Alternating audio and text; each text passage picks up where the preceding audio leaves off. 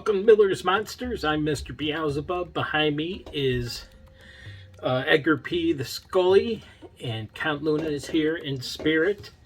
And we're going to talk about the Chupacabra today. And, well, the name literally translates into goat sucker. And it gets that name because of the animal's reported vampirism. And it likes to suck the blood out of livestock, including goats and sheep, and that's why it's the goat sucker. And they say that it makes a very peculiar sound when sucking the blood from these animals. I don't know how anybody's gotten close enough to hear these sounds, but hey, that's what they say. I'm gonna go with it. So the Chupacabra is, or cabra, is recent cryptid sightings. It was first sighted in March 1995, and it's been sighted in Puerto Rico, in Mexico, and the United States. And since then, it's been over 2,000 sightings of this animal. There is believed to be two types of this cryptid. One is a more dog-like cryptid. It's hairless. Usually has ridges pronounced through the spine area, or the spinal ridge, and has unusually pronounced eye sockets, fangs, and claws. And you can tell, as we said, this is a vampire. As the vampire had the two bites, you can tell a Chupacabra bite because it has three holes, usually in the upside down triangle, or through one or two holes. I guess whatever it pleases. Another description is the reptilian-like, and it has a leathery or scaly greenish gray skin, sharp spines and quills running down its back, and in some cases wings, feathery wings to boot. It stands approximately 3 to 4 feet tall, and it hops in a similar fashion to a kangaroo. And that's originating in the earliest Puerto Rican reports. And one report had it as 20 feet tall, and it's said to have a dog or panther-like nose. And before I get into the sightings, take a minute, hit that subscribe, ring that bell, set yourself up for notifications so you don't miss another episode, and please tell your friends to like and subscribe as well.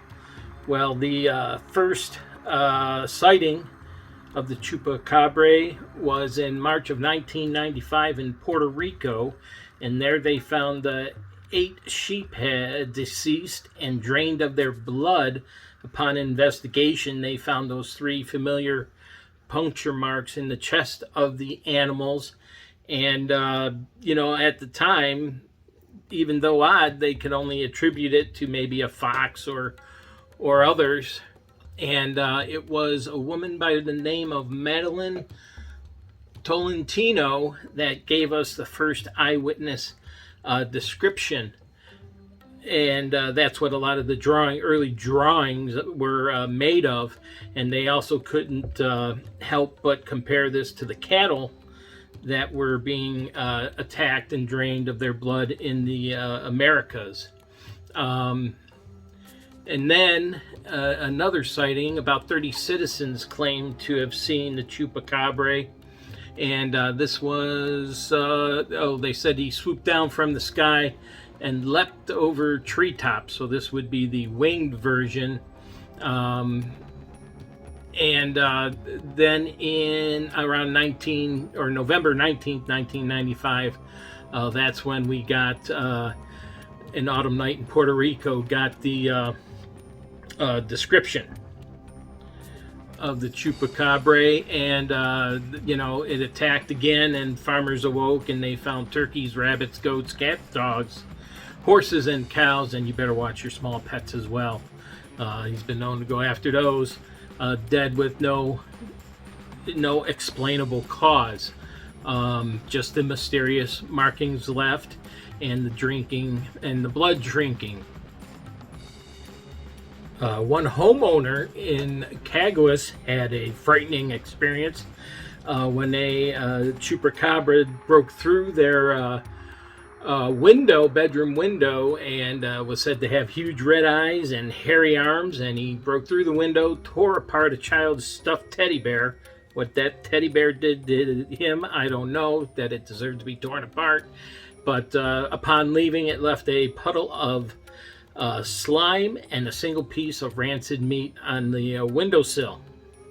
So then through the 1995, the chupacabra was blamed for about 1,000 mysterious animal deaths, all resulted in the blood loss through one or more puncture wounds.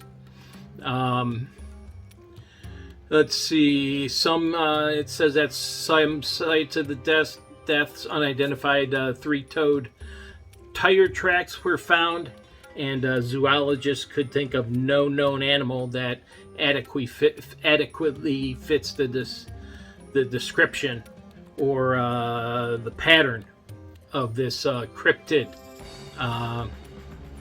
Again, more sightings and animal deaths in Mexico and the United States.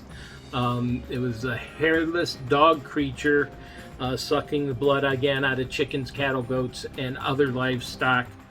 And then that's when the chupacabra became widely known across the country. So, if it's not the chupacabra, what could it be? Well, a lot of people think that it is a coyote dog hybrid with a very bad case of mange and internal parasites. This was said at Texas A&M University when they were giving a supposedly shot chupacabra. Who knows? But I find this explanation a whole lot more fun and a whole lot more believable. I'll tell you that in a minute. So here is the explanation that I like to believe, and there was a 5-year investigation done by Benjamin Radford, for his 2011 book, and he talked to the first eyewitness to where we got our first description and drawings of the chupacabra, and Madeline Tolentino,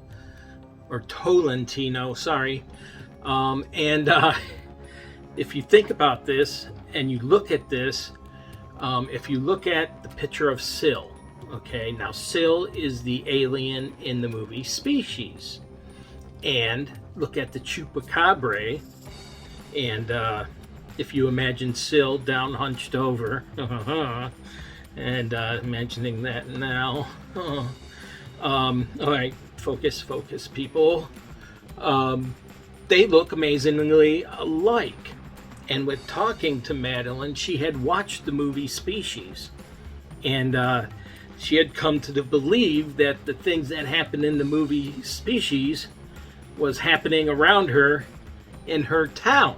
So could that be the subliminal thoughts of that movie creeping into her everyday life, and that drove her description possibly for the chupacabra?